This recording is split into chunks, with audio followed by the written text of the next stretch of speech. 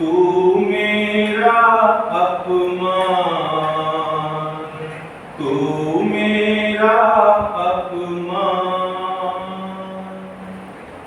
मेरे सम्मुख बैठे सभी विद्यार्थियों, अभिभावकों और अध्यापकों को मेरी ओर से हिंदी दिवस की ढेर सारी शुभकामनाएं।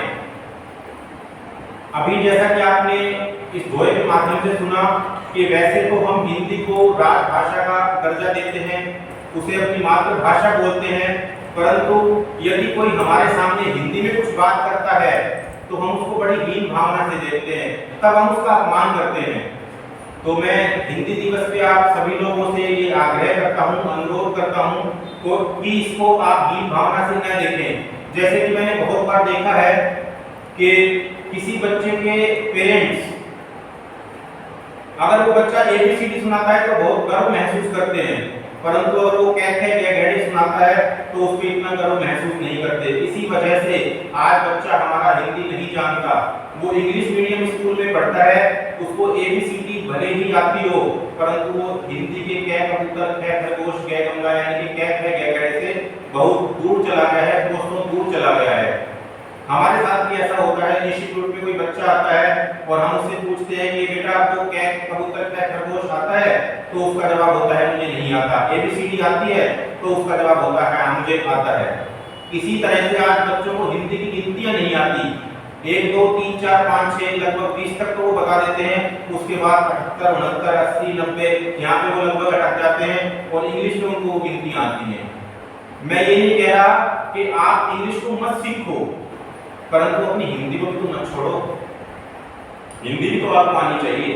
ऐसा थोड़ी ना है कि हम इंग्लिश के पीछे भागे जा रहे हैं और हम हिंदी से दूर होते जा रहे हैं। अपनी इंग्लिश को आप अपनी इंग्लिश को सीख रहे हो तो हिंदी को भी पीछे मत छोड़ो, उसको भी सीखो, उसको आपको जरूर सीखना चाहिए। और हिंदी भाषा हमारी इतनी उदार भाषा है कि इसमें अपने अंदर बहुत सी भाषाओं को समाये हुए है। जैसे कि इंग्लिश भाषा आप बोलते हो तो इंग्लिश भाषा के अंदर यदि आप किसी दूसरी भाषा का शब्द मिला देते हो तो बहुत अजीब सा महसूस करते हो, बहुत अजीब आपको लगता है। परंतु वहीं यदि हम हिंदी भाषा के अंदर किसी अन्य भाषा के शब्द को मिला दें, जैसे कि उर्दू के शब्द को, मराठी के शब्द को या फिर इंग्लिश के शब्द को, तो वो हमें इतना अजीब नहीं लगता, बल्कि मैं कहूँगा कि अजीब भी हमें नहीं लगता।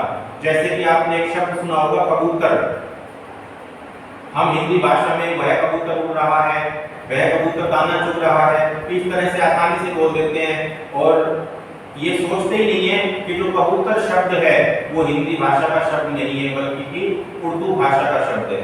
यहाँ पे हमने उर्दू भाषा के शब्द को अपनी हिंदी भाषा के शब्द में मिला लिया है और हमें अजीब नहीं लग रहा। परंतु यदि यही बात हम इंग्लिश में बोलते और वहाँ पे इंग्लिश में सेंटेंस बोलने के बाद बीच में कबूतर बोल देते पिजन की बजाय, तो वहाँ बहुत अजीब सा लगता। इसी तरह से हम लोग पिल्ला शब्द बोलते हैं, वह भी हिंदी भाषा का शब्द नहीं है, बल्कि मराठी भाषा का शब्द है। इसी तरह से हम अनेकों अनेक इंग्लिश के शब्द भी अपनी हिंदी भाषा के अंदर मिला देते हैं, परंतु वो इंग्लिश भाषा के शब्द होते हुए भी हमें इतना बुरा नहीं लगता, हमें अच्छा लगता है।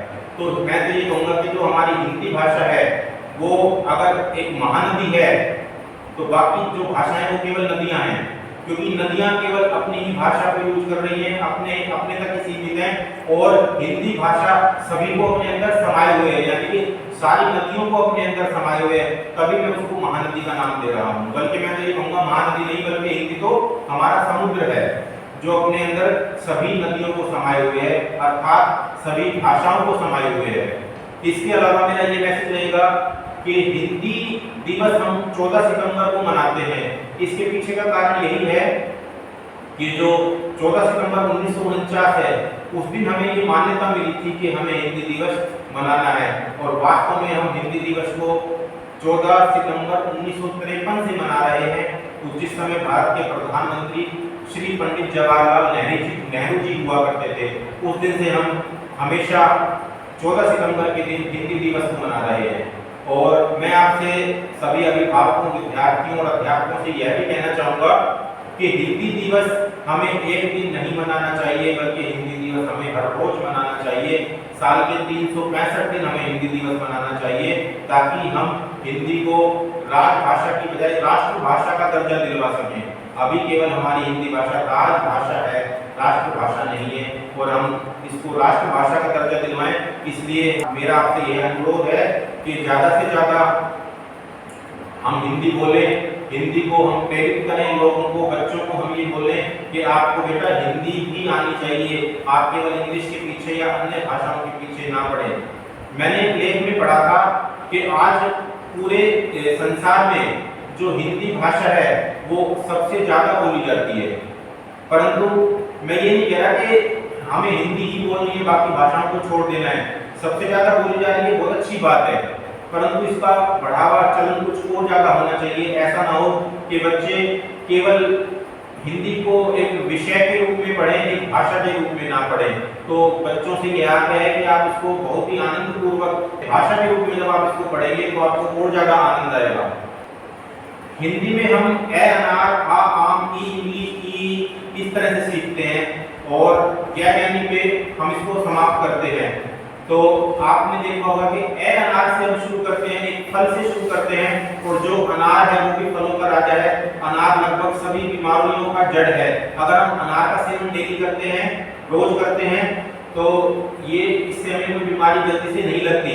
और जो ज्ञानी है, हिंदी में हम ज्ञानी पे खत्म करते हैं, मतलब मैं ये कहना चाह रहा हूँ कि हिंदी में हम ए अनार से शुरू करते हैं, बहुत अच्छी चीज से शुरू करते हैं, जहाँ पे हमारी बीमारियां खत्म हो रही है, और हिंदी हमें जैसे ज्ञानी बनाकर छोड़ती है।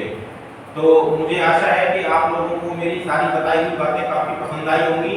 अगर पसंद आई हो तो मैं आपसे अनुरोध करूंगा एक बार जोरदार क्लैपिंग अगर हो जाए तो मुझे लगेगा कि आपको सभी को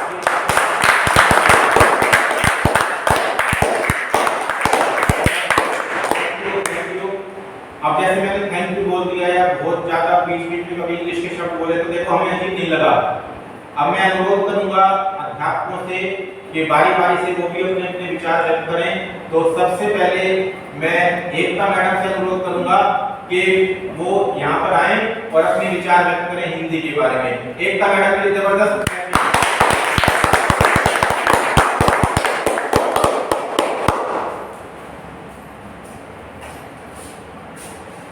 आदरणीय अध्यापकों, अभिभावकों व प्रिय विद्यार्थियों को मेरा नमस्कार।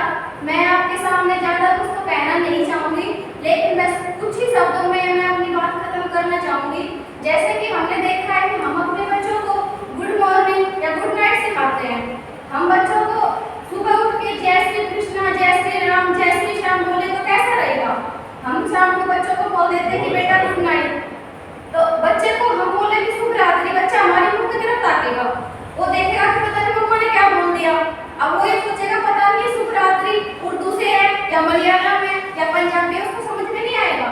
तो बस मेरा यही माता पिता से यही अनुरोध है कि अपने बच्चों को हिंदी भाषा का भी ज्ञान दें और उनमें संस्कार की भावना भी डालें। मैं ज्यादा कुछ न कहते हुए मैं बस एक दोहे के माध्यम से अपनी बात खत्म करूंगी। बाकी भाषाओं को मैंने महज किताबों में रखा है, बाकी भाषाओं को मैंने महज किताबों में रखा है, हिंदी को सभी जगह अपने भावों में रखा है। बस इतना कुछ कहते हुए आप सभी को हिंदी दिवस की ढेरों सारी शुभकामनाएं। टोरस एजुकेशन संस्थान से संबंधित और अधिक जानकारी के लिए आप हमसे संपर्क कर सकते हैं। धन्यवाद। You can contact us for more information related to Torus Education Institute. Thank you.